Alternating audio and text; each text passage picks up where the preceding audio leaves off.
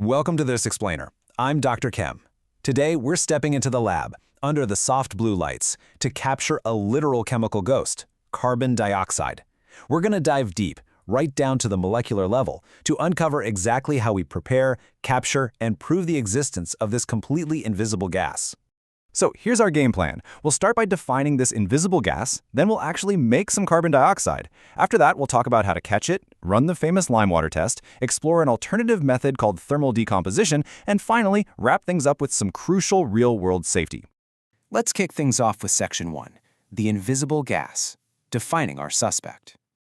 So, how exactly do you catch a gas you can't even see? Think about it.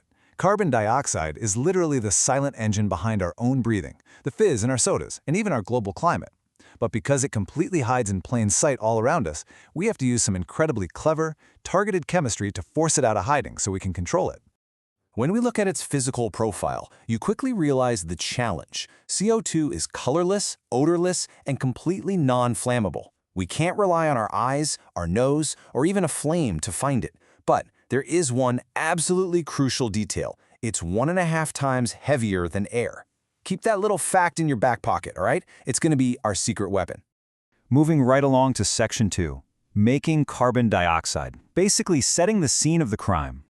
To get this reaction going, we take a standard flat-bottom flask and drop some beautifully sparkling marble chips right into dilute hydrochloric acid. If we could zoom way into the molecular level right now, you'd literally see glowing atoms rearranging themselves. The chemical bonds shatter and reform to produce calcium chloride, water, and, here's the dramatic part, those rapid, effervescent bubbles of carbon dioxide rising straight up through the delivery tube. Now, imagine you're running a super busy lab. You need a constant, on-demand supply of CO2 all day long. And honestly, you don't have the time to rebuild that precise glassware setup every single time you need a little gas. Well, for that, chemists rely on an absolute marvel of 19th century engineering known as Kipp's apparatus. It's this gorgeous, 3-chambered piece of glassware. You put the solid marble chips right in the middle chamber, and the hydrochloric acid goes in the top and bottom. When you open the tap, boom, the pressure drops, the acid surges up to meet the marble chips, and you instantly get bubbling CO2. And when you're done, you just close the tap. The gas pressure builds back up and physically shoves the acid right back down, stopping the reaction dead in its tracks. It's totally brilliant. Automated chemistry using nothing but fluid dynamics and pressure. Let's break down the exact chemistry happening here. Calcium carbonate plus dilute hydrochloric acid yields calcium chloride, water, and our primary target, carbon dioxide. And hey, quick pro tip for you. Never, ever substitute sulfuric acid here. If you do, it immediately forms this tough, insoluble calcium sulfate shell right over the marble chips. It literally suffocates the reaction before it even gets a chance to start. Seriously, just stick to the hydrochloric. All right, Section 3, catching the gas, trapping our elusive suspect. Once we've got the gas bubbling away, we face a new problem. How do we trap something that naturally just wants to float away? Generally, we rely on 2 main methods, depending on the physical properties of the gas. First, there's water displacement, where the gas bubbles up and shoves water out of an inverted cylinder. Or there's downward delivery, where we pipe the gas into a jar and let it sink to the bottom, pushing the normal air up and out. Remember that secret weapon I mentioned earlier? Well, let's look at a few common gases.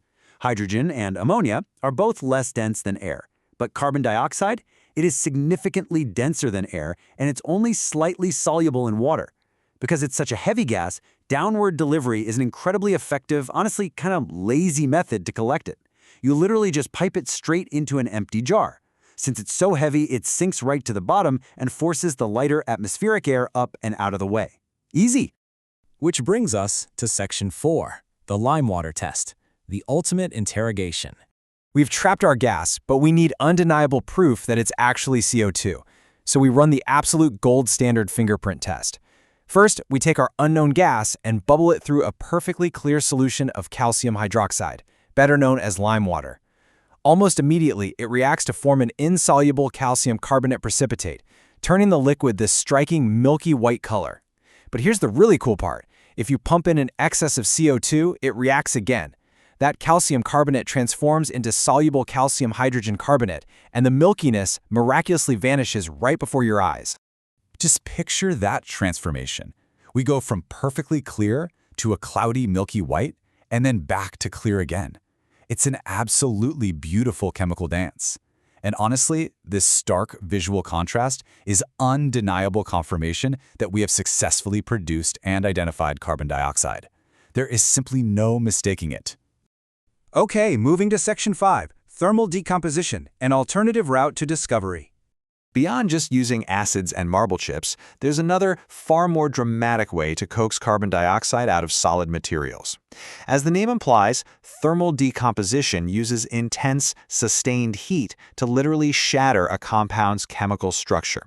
With just a standard Bunsen burner cranked all the way up, we can force solid metal carbonates to completely surrender their carbon dioxide without using a single drop of acid. Now, how easy this is depends entirely on the metal's position on the reactivity series. Take copper carbonate, for example. It's pretty unstable. If you just gently heat it, it rapidly changes from green to pitch black as it readily releases CO2. Calcium carbonate, or limestone, is tougher. You have to apply intense heat until the rock literally glows bright orange before it breaks down. And sodium carbonate? That stuff is highly stable. It sits so high on the reactivity series that it requires an immense amount of energy to decompose. You're simply not going to break it down with a standard lab burner. Finally, Section 6, Safety First, the real-world stakes. Before we wrap up, we absolutely have to talk about real-world hazards. 1,000. That is the recommended maximum indoor limit for CO2 in parts per million.